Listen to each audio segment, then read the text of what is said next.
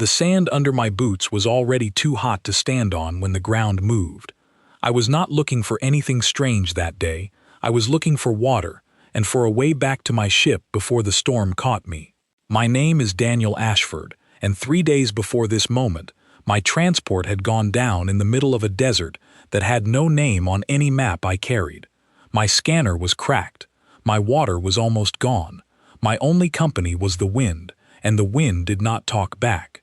Until the ground under me shifted again, like something breathing beneath it. I froze.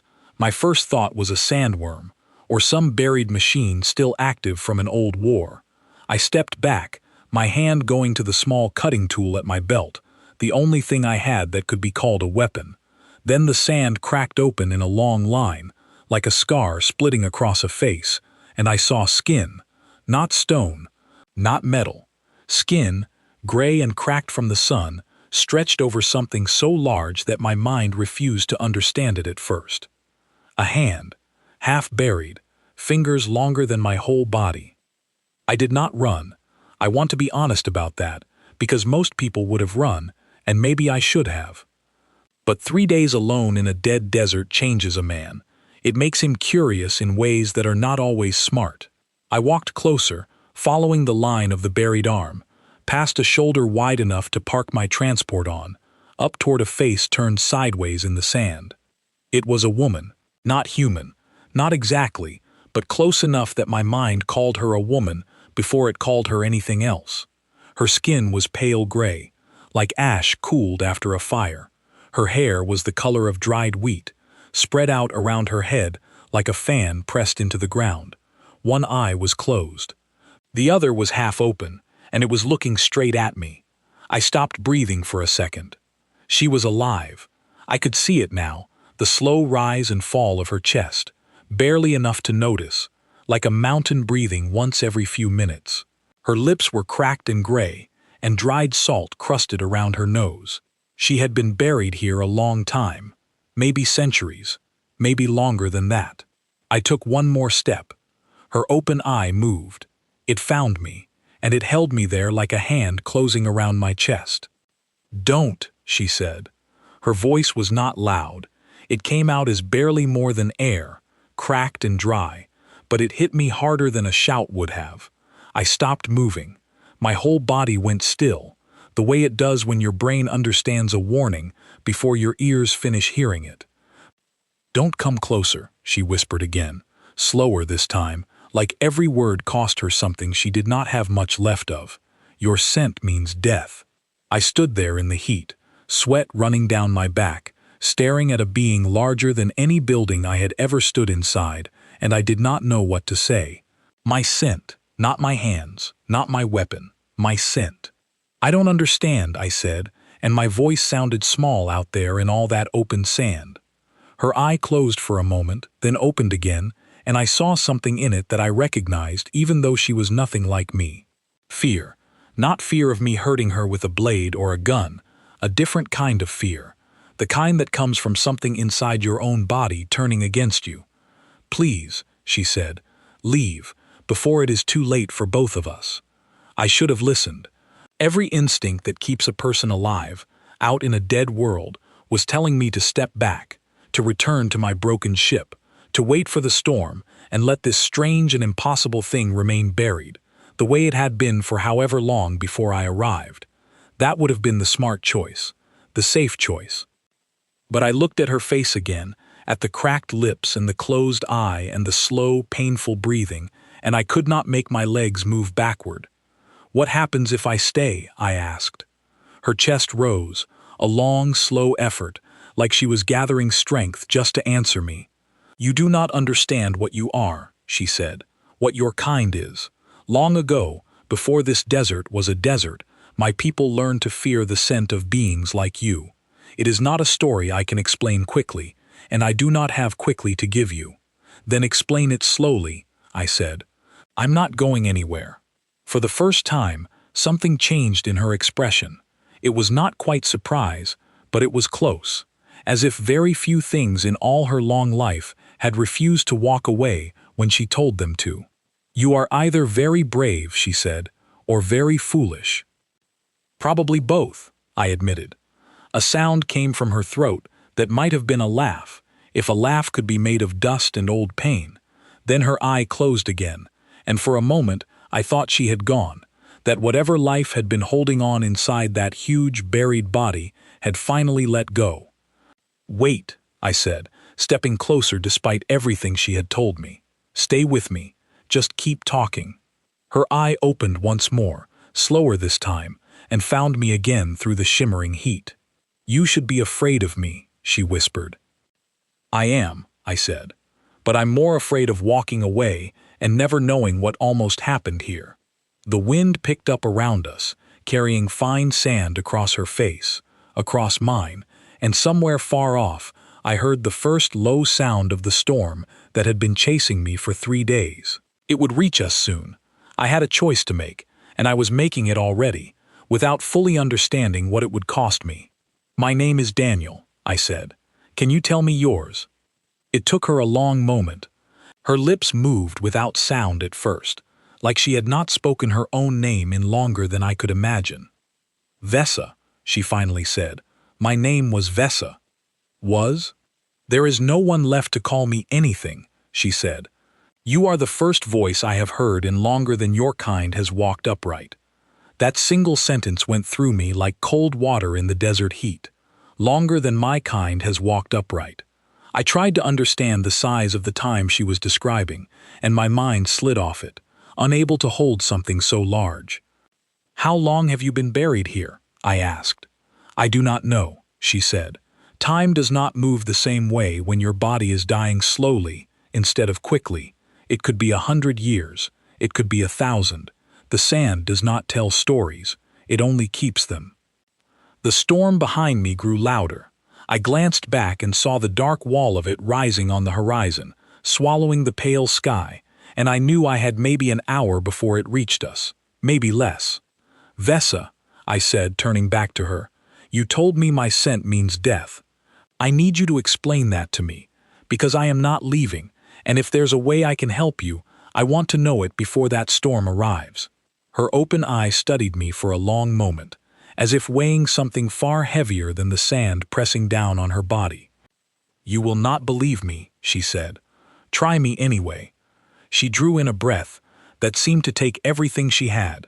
"There was a plague," she said, "long before this desert existed, back when my people still had cities and skies full of light instead of sand and silence. It came from beings that looked much like you, small, warm-blooded, carrying something in their scent, in their sweat, in the air around their skin, that our bodies could not survive. I felt my pulse quicken, though I kept my voice steady. And you think I carry the same thing?" "I do not think," she said. "I know. My body remembers even if my mind has forgotten the details. The moment your scent reached me, something inside me recognized it as danger. That is why I told you to stay back. Not because I fear you will harm me with your hands, Daniel. I fear that simply standing near me, breathing the same air, may be enough to finish what that plague started so long ago." The wind howled closer now, throwing sand against both of us, and somewhere in my chest a decision was forming that I knew even then might be the most reckless thing I had ever done. "Then I need to figure out how to change that," I said, "because I'm not walking away from you, Vesa. Not now, not with that storm coming, not after everything you just told me." Her eye held mine, and for the first time since I had found her, something other than fear moved across her face. It looked almost like hope, fragile and unfamiliar, the way a person looks when they have stopped expecting kindness a very long time ago and suddenly find it standing in front of them anyway. "Then may whatever God still watch this desert help us both," she whispered, "because I do not know if kindness will be enough to save either of us from what is coming." Neither did I.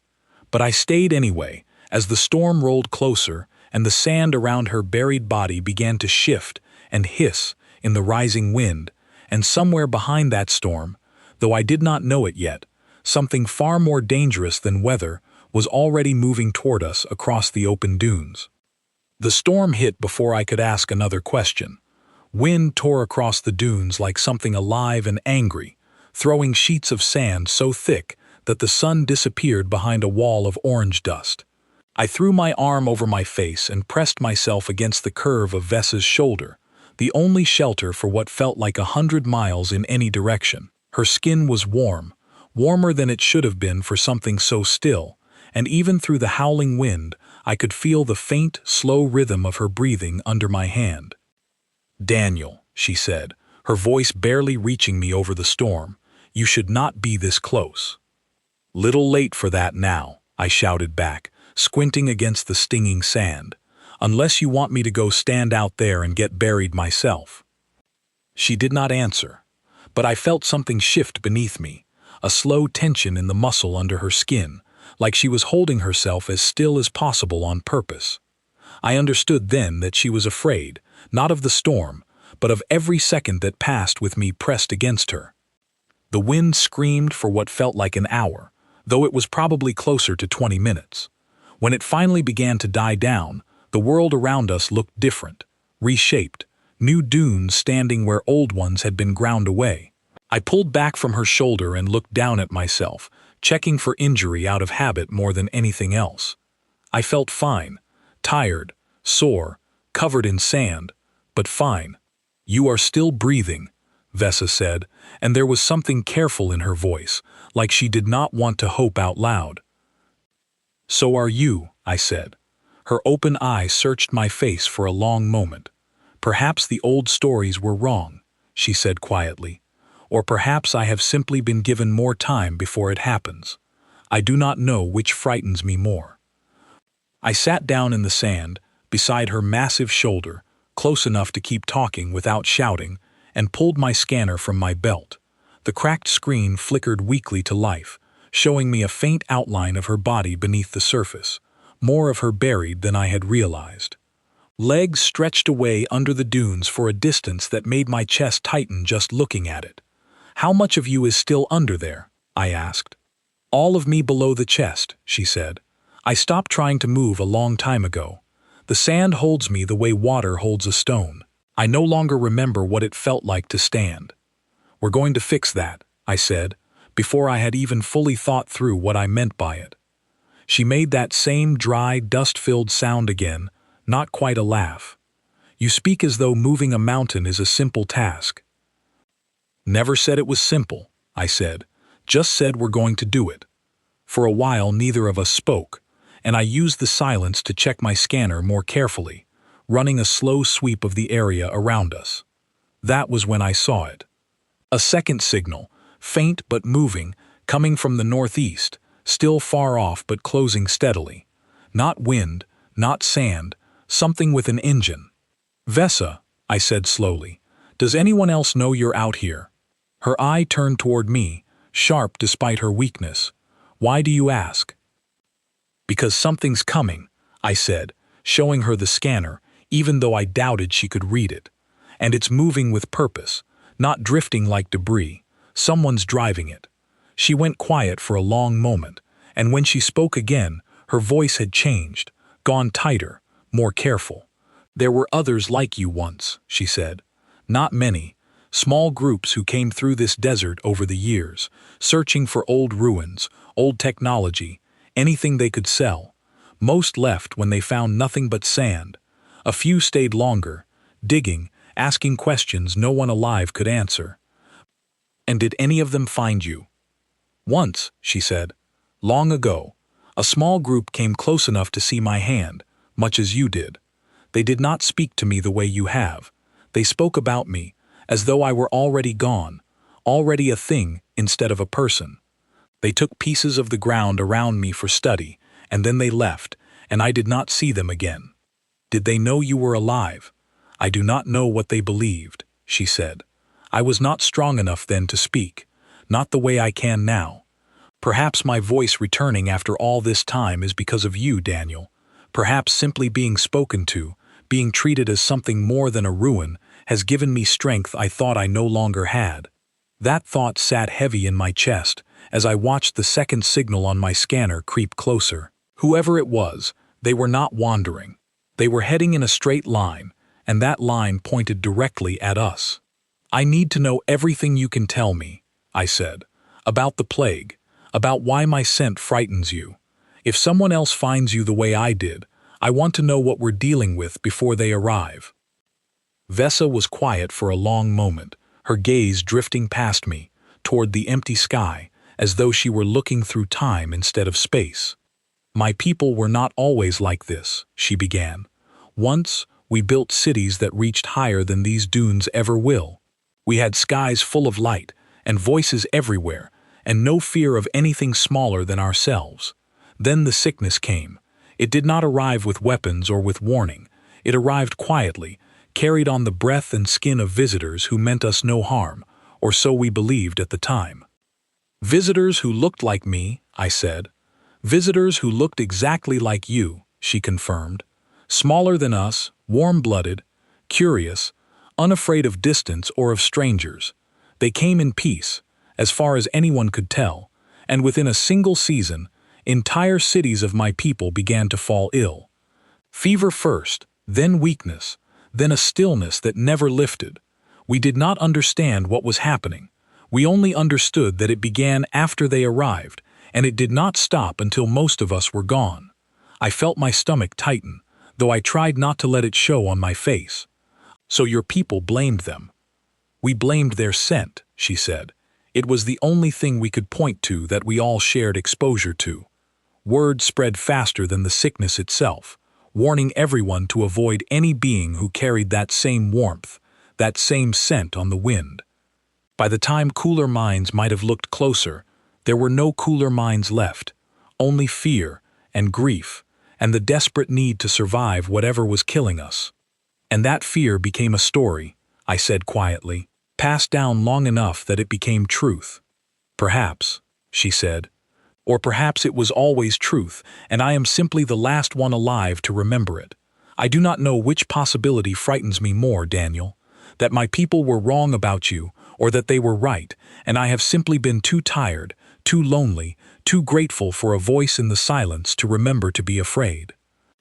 The signal on my scanner blinked steadily closer, and I felt the weight of time pressing down on us both, the same way the sand pressed down on her buried legs. "Whatever the truth is," I said, "we're going to find it out together.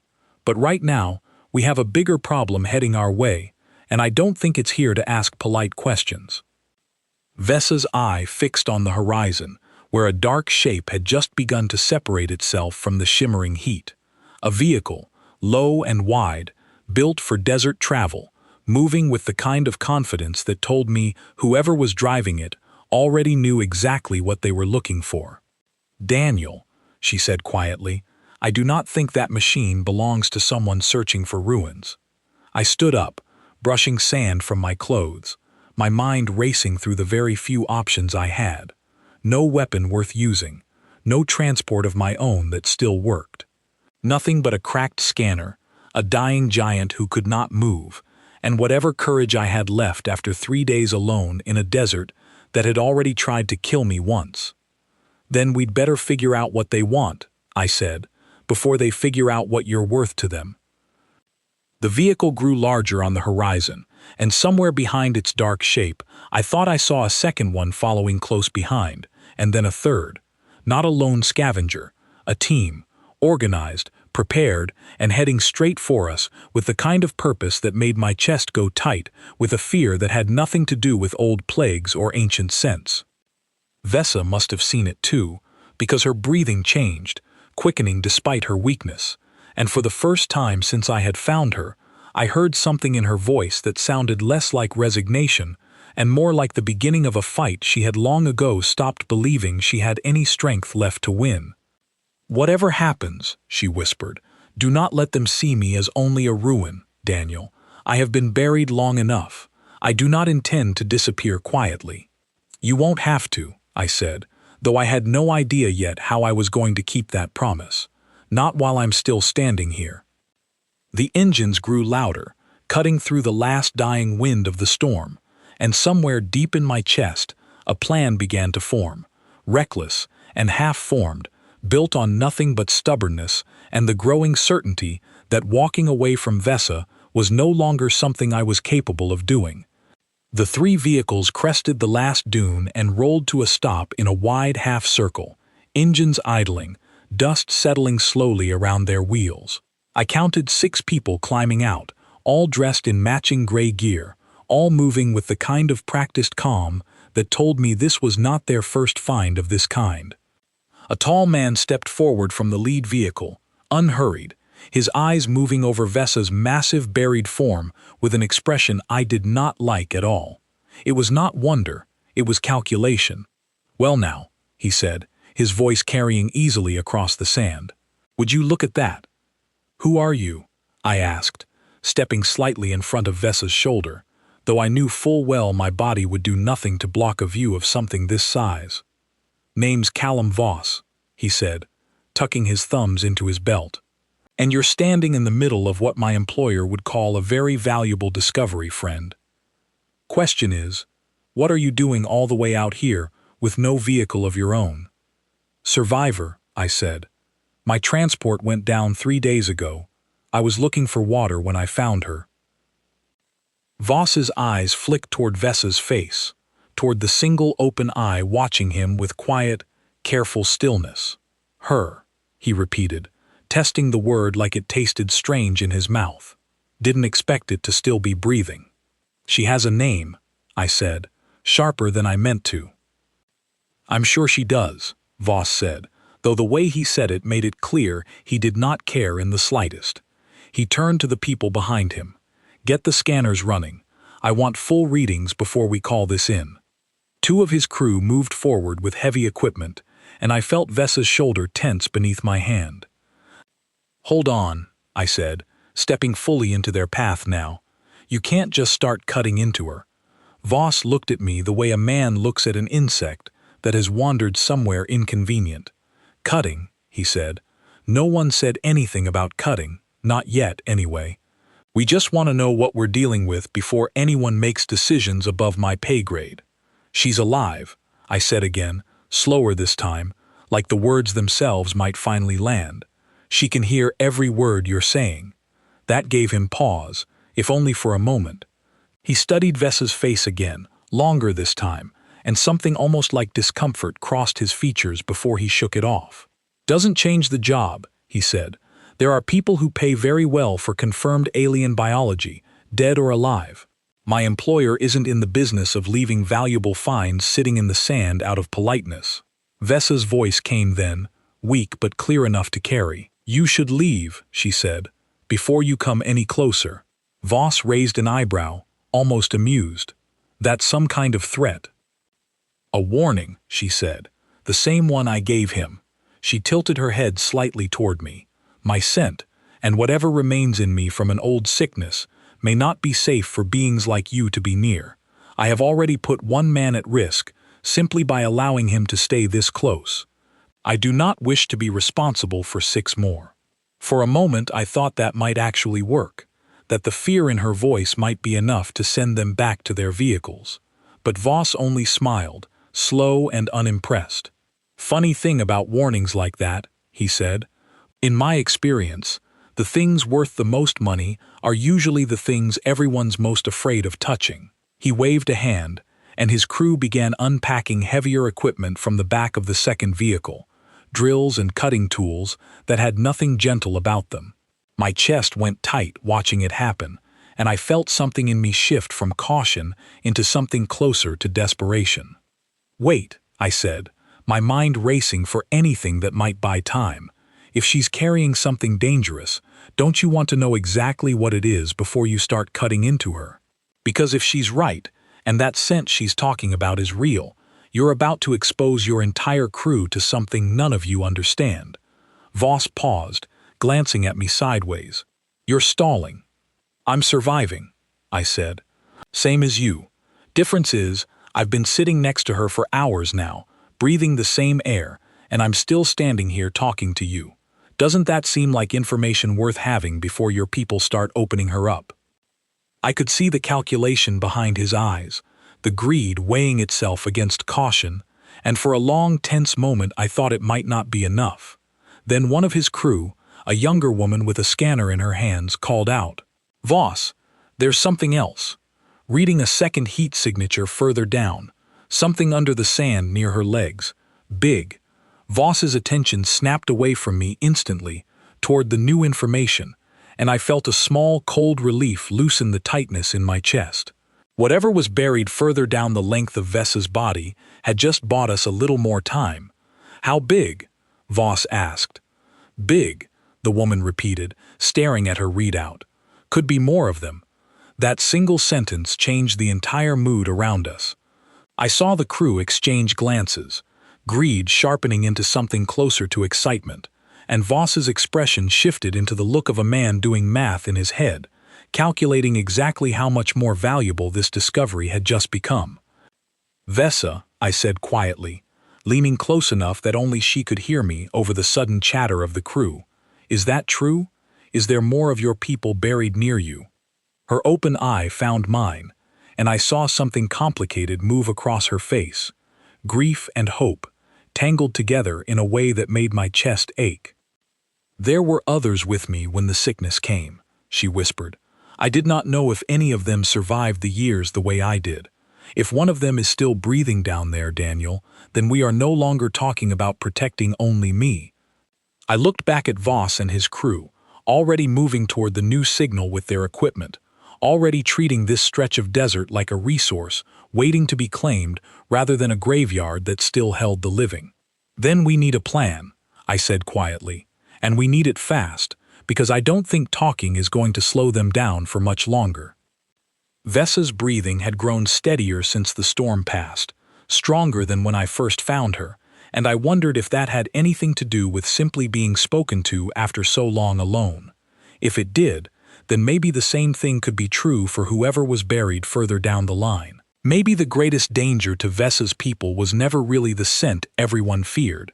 Maybe it was the silence, the isolation, centuries spent believing no one was left who cared whether they woke up or not. "Daniel," Vessa said softly, "whatever you are planning, please be careful. I have already accepted the cost of my own end, long ago, buried under this sand. I do not wish for you to pay a price meant for me." "Wasn't planning on paying anything," I said, forcing more confidence into my voice than I actually felt. "Just planning on making sure Voss and his people leave this desert with a lot less than they came for." Behind us, the crew's equipment powered on with a low mechanical whine, and somewhere beneath the sand near Vessa's buried legs, I thought I saw the faintest shift of movement, slow and uncertain, like something ancient beginning, after all this time, to stir awake. The crew moved fast once they had a second target locked on their scanners. Voss barked orders, sending 3 of his people down the long stretch of sand toward the new signal, while the other 2 stayed near Vessa with their cutting tools still in hand. I felt every second tick by like a countdown I could not stop. "You need to slow them down," Vessa whispered to me. "If that is truly another of my people, and they begin cutting before understanding what they face, the cost could be far worse than anything you or I could pay alone." "Working on it," I muttered, my mind racing through everything I knew about her condition, searching for anything that might turn the situation in our favor. That was when the memory surfaced, something from years back, buried in old training I had almost forgotten I carried.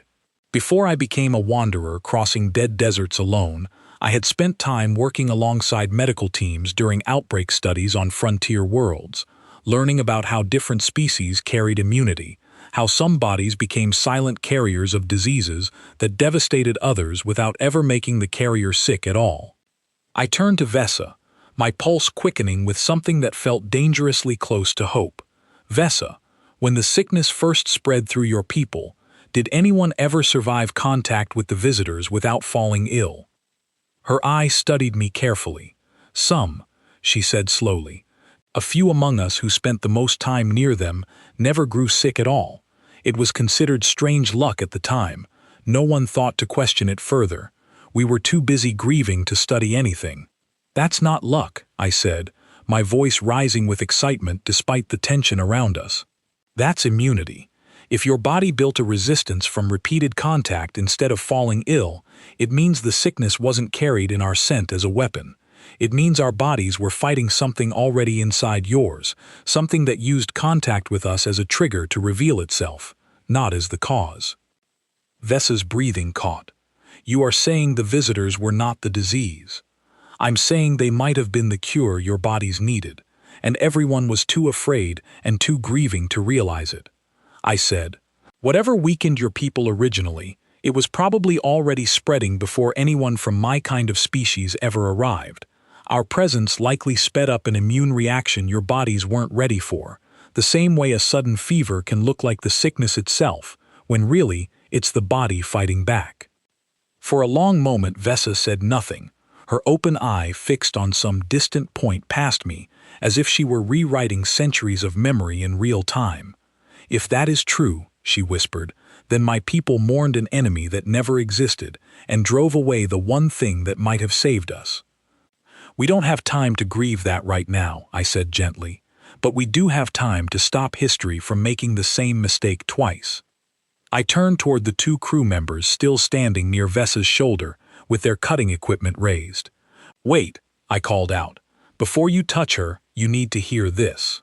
One of them, a broad-shouldered man with tired eyes, glanced toward his partner uncertainly. Voss said start prepping samples.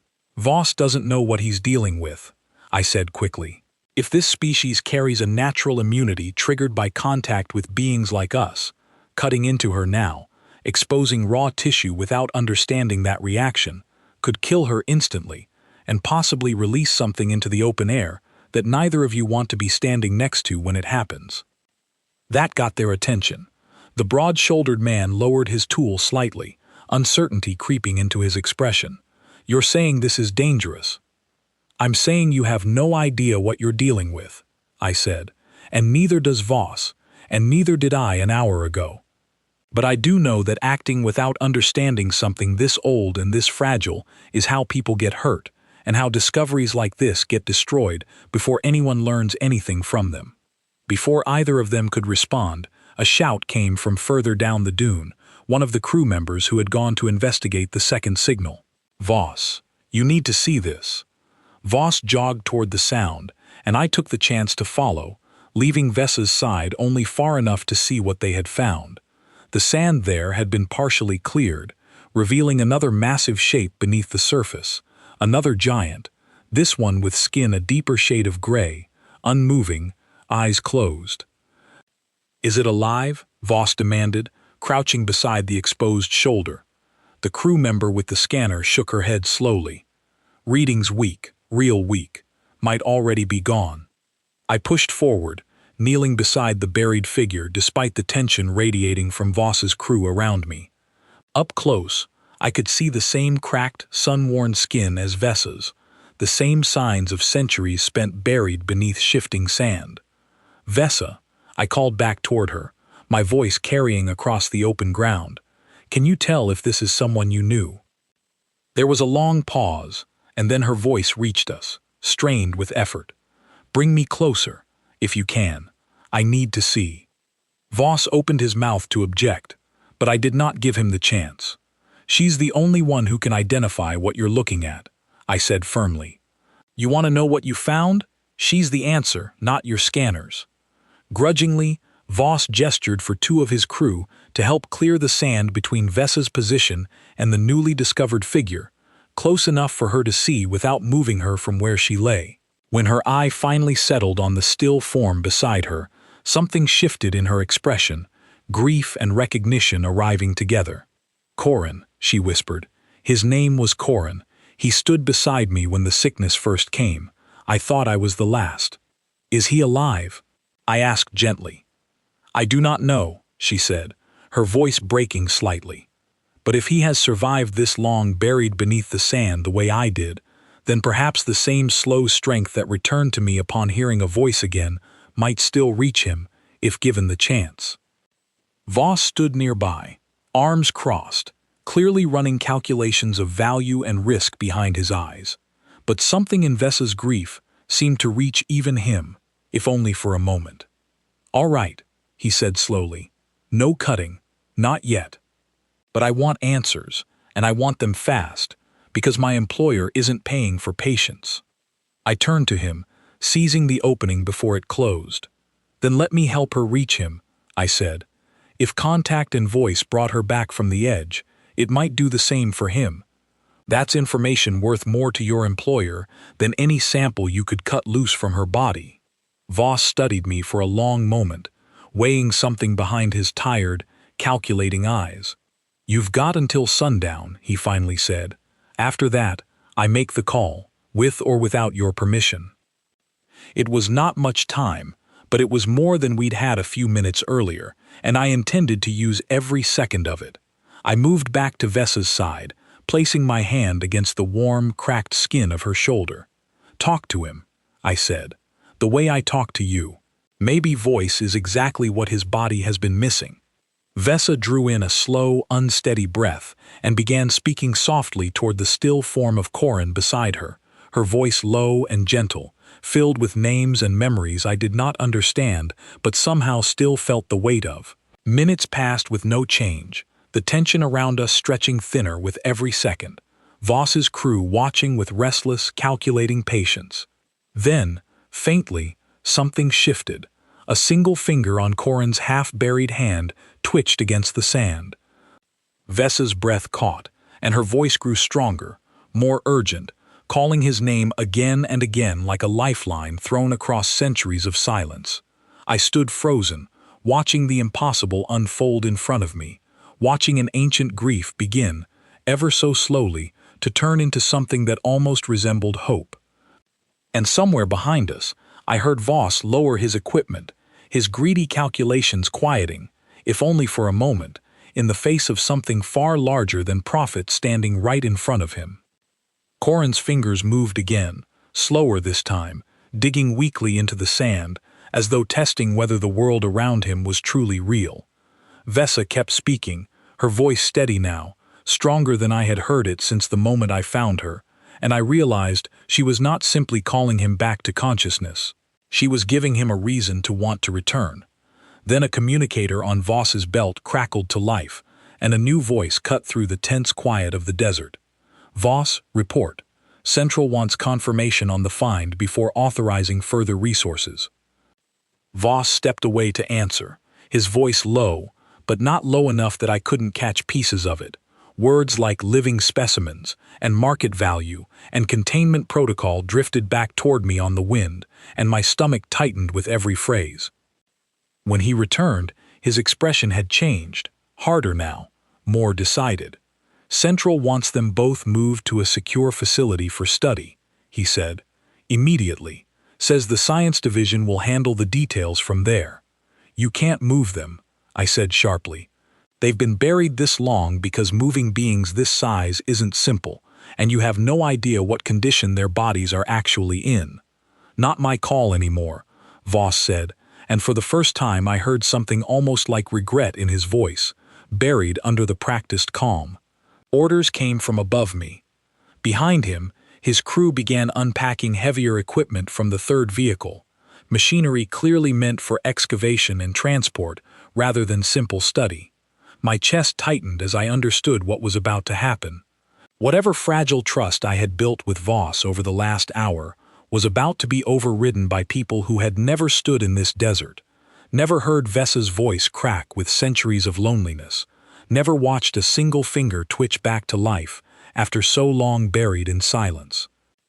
"Vessa," I said quietly, crouching close to her, "I need you to trust me on something, and I need you to do it fast." Her eye found mine, steady, despite the exhaustion clearly wearing at her. "What do you need?" "I need you to keep talking to Corin, no matter what happens around you," I said. "And I need you to trust that I'm not going to let them load either of you onto a transport like cargo." I stood and walked toward Voss, my heart pounding, my mind racing through the very few cards I had left to play. "Your employer wants confirmation," I said. "Fine. Give them confirmation that these beings are not simply valuable specimens. Give them confirmation that they're intelligent, communicative, and very much aware of every decision being made about their future. See how your market value holds up once the science division realizes they're negotiating with people instead of studying artifacts." Voss studied me for a long moment. "That's a gamble," he said.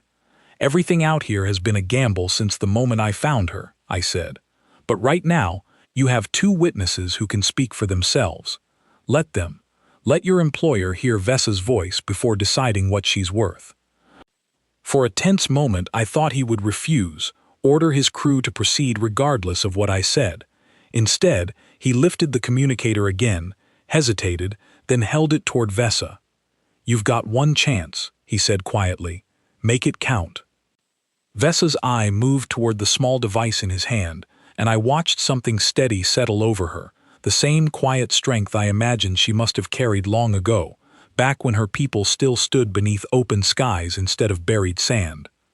"My name is Vessa," she said, her voice carrying clearly despite its weakness. "I have been buried in this desert for longer than I can measure, waiting for a voice that never came, until one finally did. I am not a specimen for your study. I am the last living memory of a people who made a terrible mistake out of fear, and I would rather remain buried forever than see that same fear repeated against the very beings who might finally help us understand what truly happened to us." Silence followed on the other end of the communicator, long enough that I began to fear it had made no difference at all. Then a different voice spoke, quieter, more careful than the one before. "Confirmed sentience," it said. "Recommend immediate protocol change. Advise gentle approach, medical support rather than extraction. We'll send a proper team, not a salvage crew." Voss lowered the communicator slowly, something like relief loosening the tension in his shoulders. "Well," he said, glancing at me, "guess that settles things a little differently than I expected." Beside us, Corin's eyes opened for the first time, slow and unfocused, blinking against the harsh desert light. Vessa's breath caught, a sound of pure disbelief and joy escaping her before she could stop it. "Corin," she whispered. His gaze found her slowly, confusion giving way to recognition, and then to something that looked almost like tears, though I was not certain a being so ancient still cried the way I understood crying to work. "Vessa," he rasped, his voice cracked from centuries of silence. "You are still here." "I am still here," she said, her voice breaking with emotion she had clearly held back for longer than I could imagine. "And we are no longer alone." I stepped back from the two of them, giving them space for a reunion that felt too large, too old, too important for me to stand in the middle of.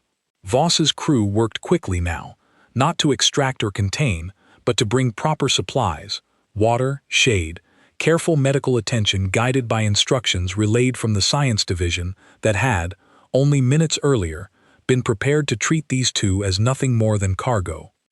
Hours passed as the desert cooled into evening, and slowly, carefully, both Vessa and Corin regained enough strength to speak clearly, to answer questions, to begin, for the first time in longer than either of them could measure, to hope for something beyond survival. As the sun dropped low, painting the dunes gold and orange, Vessa turned her attention back to me, her open eye finding mine, with a warmth that had not been there when we first met. "You could have walked away when I warned you," she said. "Many would have. Most would have. I almost did," I admitted, for about half a second. "Why didn't you?" she asked. "I thought about it honestly before answering. Because you sounded more afraid for me than for yourself," I said. "And I couldn't walk away from someone who cared more about protecting a stranger than saving herself." Vessa was quiet for a long moment, watching the sunset spread across the sand. "There may be more of my people buried across this desert," she said finally.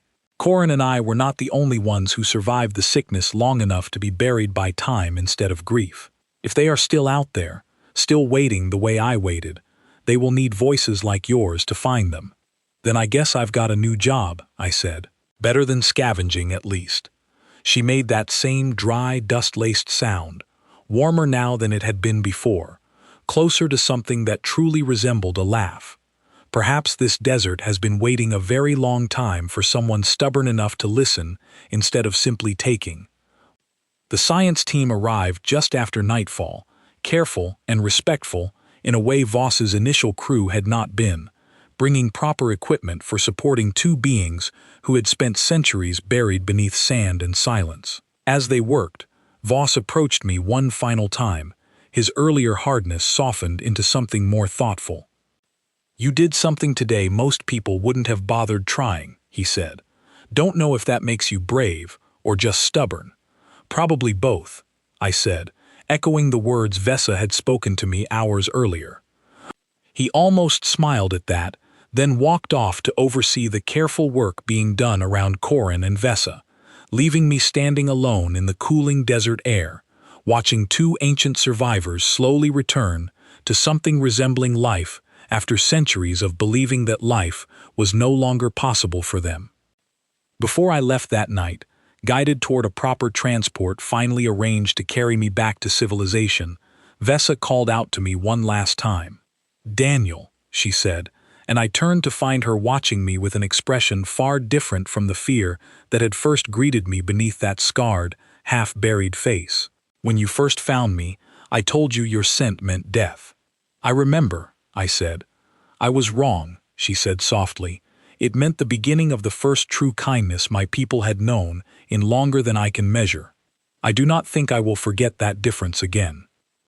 I did not have a clever answer for that, so I simply nodded, letting her words settle into the quiet evening air between us.